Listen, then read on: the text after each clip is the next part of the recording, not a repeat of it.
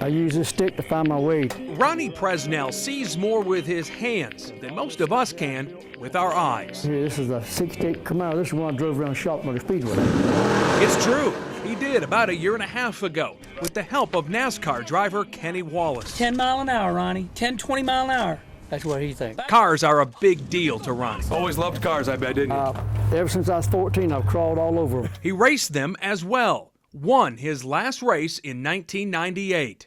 Just days later, his Mecklenburg County Sheriff's deputy cruiser was crushed when a delivery truck crossed the center line. He nearly died, spent 6 weeks in a coma. He came out of it without his vision. Y'all just tell me when to stop. But Ronnie still has a passion for cars. And recently, he found one he'd been looking for, a 67 Chevy Nova SS. They didn't make but so many of these cars, the 67 Nova. Ronnie rebuilt the engine himself, but he needed help with the paint job. He hired a company called Yesteryear's Custom Creations. $6,100 was the price to paint it Synergy Green and put it back together.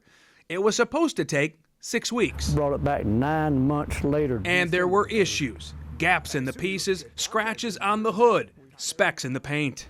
Now, some of these things are a little difficult to see with the camera, but if you do look closely, you will see the scratches, you will see blemishes all over this vehicle. They are easily spotted with the naked eye. It's what we call a 10-foot paint job. Chris Potter of Smitty's Auto Body checked out the car. From 10 feet, you can't see any of the flaws. It looks beautiful. Up close, you can see some of the flaws. The likely culprit, dirt in the paint gun.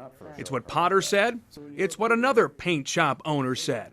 It's also what a rep for the paint company said. I feel like he took advantage of me knowing that I can't see.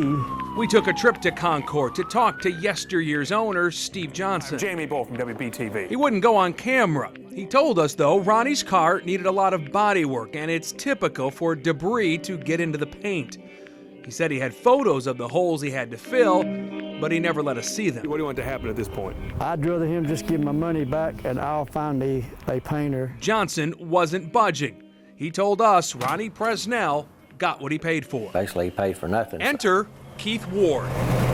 Either the guy really just didn't know what he was doing or didn't care one or the other. So. He has a shop and Ronnie's car in Moxville. The door gap's not correct, the trunk gap over here is not correct on Says Ronnie's car needs 10 grand worth of work to make it right. He's going to do it for half that. It's going to be perfect. Should be ready to roll in a couple months.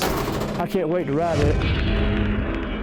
As you can tell, cars still in Ronnie's blood. Now, he did file complaints against Yesteryear's Custom Creations with the Better Business Bureau and the State Attorney General's office. Owner Steve Johnson maintains the work was done properly. Molly and Paul, back to you.